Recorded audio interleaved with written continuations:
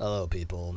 It's been a long time. Sorry for the long disappearance because Papa Lance has been busy focusing on school and work because, he's got a job to do. And, yeah, life ain't easy, but what can you do? Anyways, to the video. I want to make a video talking about people that want to own their own business. I have some experience owning my own business.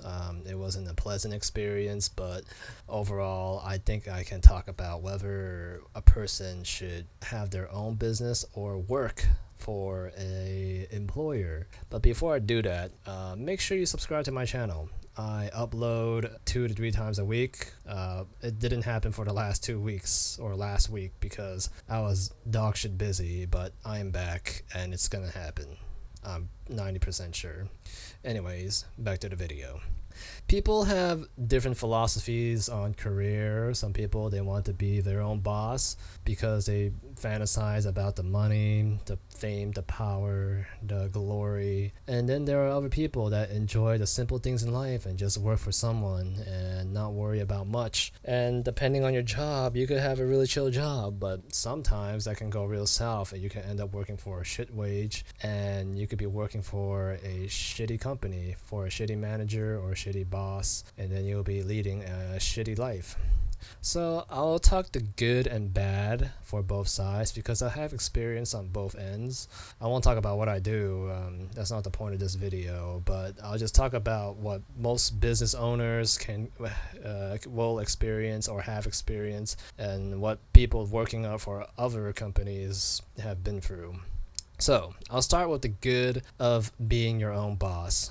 So one of the good thing is you work your own hours depending on what kind of business it is. If it's a customer service business, like if you have a physical location, you could work your own hours. You could decide your own hours. Personally, I like to work at 5 a.m. up until like 3 p.m. That's just my taste on it. But then, you could basically choose your own hours. And for example, right, like influencers, it's a pretty just example, but influencers or YouTubers, they have their own hours because they can record whenever they want, they edit whenever they want, and then they upload whenever they want. So essentially, they are working their own hours, and that's one of the glory things about owning your own business. You have control of when do you want to work. Some days you feel like dog shit, you have no creativity in your mind, and you could take the day off because why? You're the boss, and the boss can take any time they want off. And another good thing is they answer to no one. So one of the annoying things about being a worker is that you have to tell someone what you're doing, your supervisor or your manager, and honestly it's kind of annoying. Personally, I don't like that either. I just want to stick to my profession and just do my job correctly. If I make a mistake, then I'll tell my boss. If I didn't, I just want to do my own thing. Just assign me a task and I'll do it and leave me the fuck alone. That's what I like to do, but then that's just not realistic. Like your boss sometimes just want to be on top of shit, and then he'll be all up in your anus trying to sniff your feces. But well, if anything hits the fan, then you just shit down his nose and say, hey, so and so, whatever, I don't know. So that's one of the good things about being your own boss. You only answer to yourself. And another good thing is you make way more money, probably more than what you could possibly generally could make working for someone else. Yeah, there are those companies, and if you could somehow become the CEO of Google and make $40 million a year, then yeah, sure, you can try and go ahead and be a CEO of Google, but there's not really that many slots for that role. It's basically trying to be an NBA player, but yeah, it's not happening. But then that's the thing about being your own boss. You could generally make more than most workers, and that's because all the profit goes to you after paying your workers a shitty wage. And that's the charm about being a boss. You make potentially way more money. And another choice that I think is probably the best deal about being a boss is that you make the choices for the business and you have full control of how the operation works. Personally, this is the most important thing for me, is that you have control.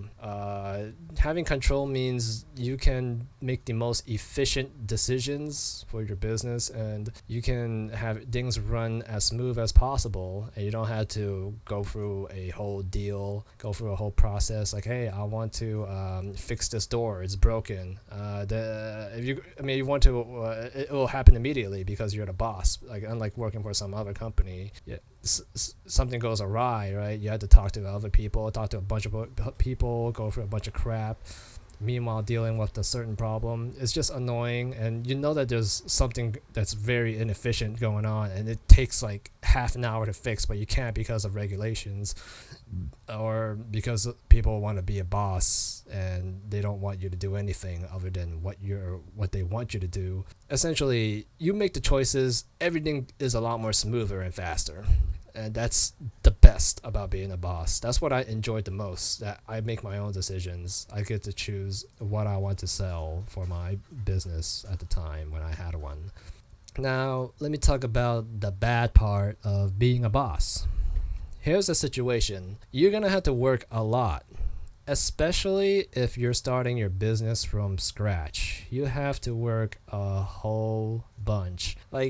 You probably won't have to work as much if you buy out someone's business. You could work off their customer base that they already built. But if you're a brand new spanking company and you have to, let's just say you're a hairstylist, right? No one knows who the hell you are. You just opened up, and then no one really trusts you with their hair. It will take some time. It'll take a lot of time, and you have to stay open for longer hours to make yourself available for a longer duration of time to acquire more customers. And that is why you have to work more hours if you were to start your own business from scratch, granted. And I've seen cases with bosses that I've met. I never worked with anyone that started their own business. I'm just not crazy enough to do that. But I met people, they say that they had to go home to work, to do more work. They basically don't have a personal life because their waking hour is literally just to work.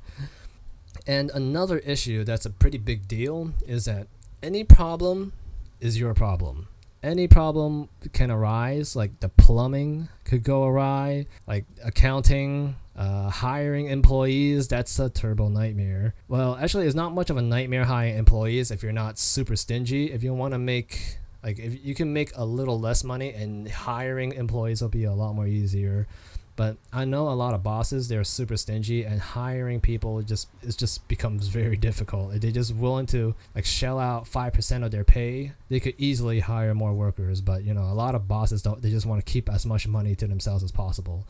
But then I'm going off on a tangent. But the problem is everything is your problem. Like if the lights go out, your problem. If there's no more water in the store, your problem. If there's a delivery that went wrong, like deliver a package to the wrong address that you need, that is also your problem. Everything is your problem. That is just basically the result of being a business owner. Everything is your problem. And then also another really big issue is that you might make way less money. So currently, 95% of business makes less money than if they were to get a regular job, because not all business is successful. Not every business is popping off.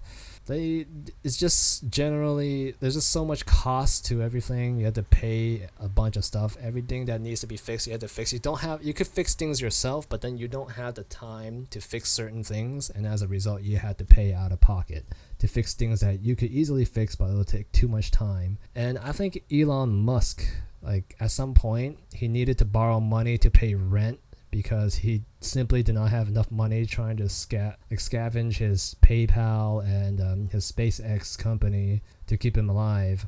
So at some point he had to borrow money, and it's the same thing for regular business starters. They just get screwed pretty hard. First year they basically make negative money, and that's probably I think around 70% of business fails because of poor financial management. And when you're at an early stage, financial management is probably the most important thing, which most people fuck up. And the thing is, and also the thing is, everything costs a lot of money. Anyways, next point. You as a boss, you're gonna have to deal with politics. You're gonna either decide how you want to treat your employees. You could be an asshole, right? But then your employees will stab you in the back, and less. Well, I wouldn't call it backstabbing. It's more like, I've seen bosses that treat their employees like crap, but they still have a successful business, and I've seen bosses that treat their employees very well and have an unsuccessful business. As far as I could see it, being an asshole boss has shown to be more successful as a business. Actually, yeah, that's what I'm sure of. If you're an asshole, actually, but personally, I don't agree with it. But then, proof is in the pudding. I've seen a lot of heartless people being more successful than nice people in the business world. But I've seen nice people that are successful in their business have a very, very successful business. And well, it's just a matter of how you want to handle it, right? Like Steve Jobs and Jeff Bezos, they used to be assholes in their companies, but then Steve Jobs, I don't know, I think he took like a therapy session every week to fix his anger issue, and then his company actually thrived in it. So give or take, like dealing with just when there's drama in the workplace, you just had to deal with it. You had to be the middleman and try to solve all the little emotional problem that people have. And the last problem that I think is a very bad thing for as a business owner is that you incur the risk. There's a huge possibility that you can go into debt if you are a business owner. And who will handle this debt with you? No one but yourself. The only thing that you could do, which is honestly not that bad, is file for bankruptcy, and then you'll be cleared, and you could, like, I think like around the 7 years, you don't owe any more money. You could just start your own business, like borrow a bunch of money and start all over from scratch. And it's honestly not that bad to file for bankruptcy if you are riddled in debt. But yeah, overall, you just be very careful. You don't really want to be bankrupt for 7 years. So, to the good points of working for someone, you don't have to worry outside of your department. Say if you are a IT guy, you don't have to worry about accounting. If you are a software engineer, you don't have to worry about, marketing. You just have to worry about what you do. And that's very relaxing for some people. If you work for a bigger company, if you work for a smaller company, you might have to multitask, but generally, you don't have to do work outside of your department, which is very relaxing. And also, you have a predictable work schedule for the most part. Generally, you work 9 to 5. That's it. You could, once it hits 5, you could go home. You could choose to stay if you want to impress your boss, but I don't recommend it because history has shown that showing extreme loyalty to your employers seems to have backfire. If you look online right now, I'm sure you witness a bunch of news about employees that work for their companies for 20, 30, 50 years getting laid off. And, you think that their loyalty will pay off and the company will let them stay. No. They won't.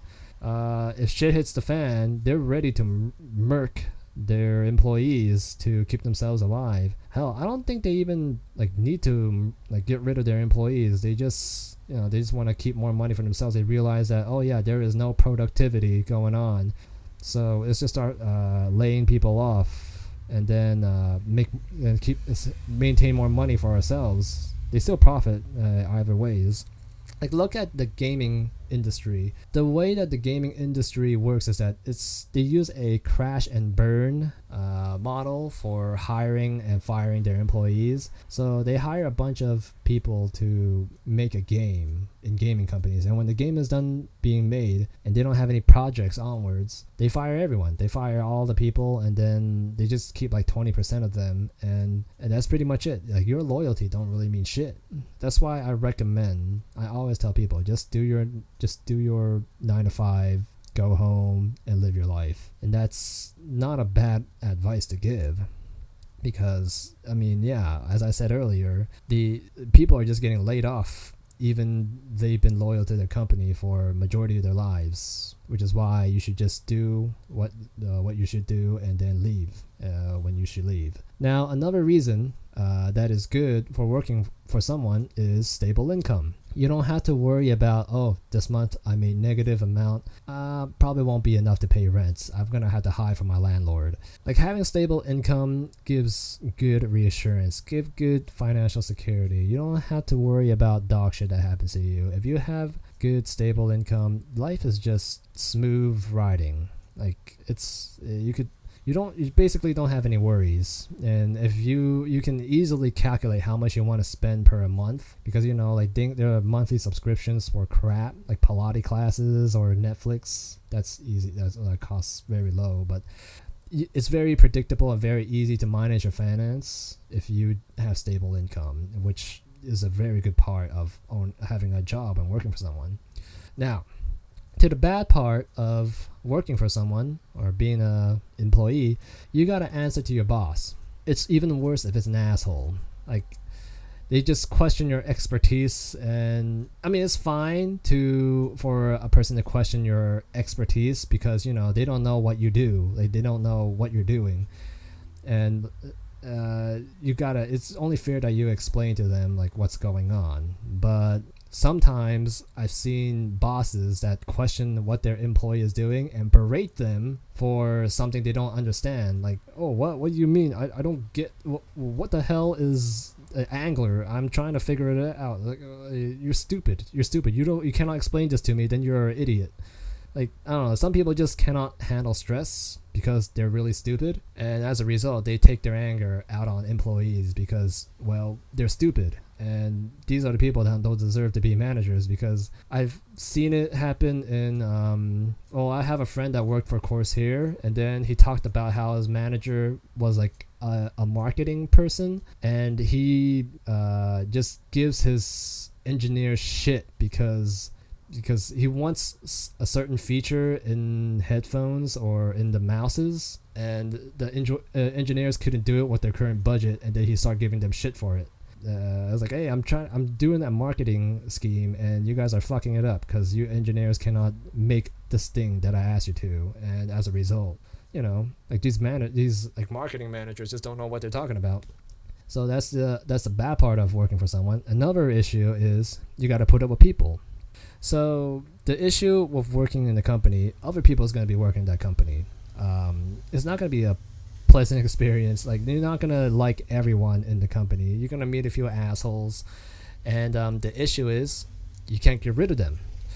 I had an incident where I got a dude that keeps breaking everything. He broke the toilet, he broke a computer, he keeps shredding important documents, and what else? He fucked up something, and he caused a bunch of mildew on the wall in the bathroom, and he keeps fucking up. And for some reason, I talked to the manager about this, but the manager still wants him around. And I'm thinking, dude, it's been over 2 years. He keeps breaking stuff, and he keeps putting a hindrance to our work. And I do not know why my manager wants to keep him around. I almost think they have a romantic relationship, but I don't know. It just seems very odd that my manager still wants to keep him around. So it's baffling. I don't understand it. And another issue is, I spoke about this earlier, is the risk of getting laid off. If you look at the news right now, everyone is getting knocked off like nothing. They're probably on some kind of PIP, a performance improvement plan, which is an excuse to get fired. So they don't have to give you a good severance package or something, and you just lose a bunch of money. And that's the issue of working for a company, is that your loyalty don't mean anything. Your loyalty basically means, well, shit. If the company, even if the company's not going to go under, if the company realizes that they could save like a few grand just from murking you, they will do it. They will do it in a hair second, and they won't feel bad about it. They don't know who you are. They don't even remember who you are. They don't care. So now you're probably wondering, should I start a business? Oh, I mean, that's up to you. Whether you want to start a business or work for someone, that's up to you. What I would suggest you to do is to try and start a business. Ideally, something that you sort of like and something that you can realistically make money. But if you find yourself giving up and finding like starting your own business very tedious, just fuck it, go get a job. It's not the end of the world. You could just get a job, shut up, put up with dog shit and coworkers and pretend you like them. Just try not to cause drama, and life is not that hard at a job. Nothing bad about getting a job. Like, I don't think there's anything wrong with getting a job. Like, yeah, you're probably not gonna be the next Jeff Bezos, but at least you have stable income, and you will be better off than 95% of business owners that are borderline losing money.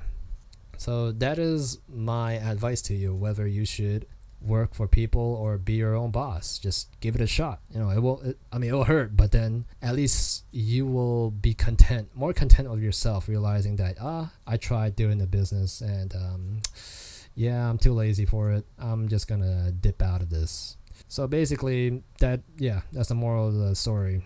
It's been a while. I'm glad if anyone actually returned to watch my videos. I appreciate it. And have a nice day. See ya.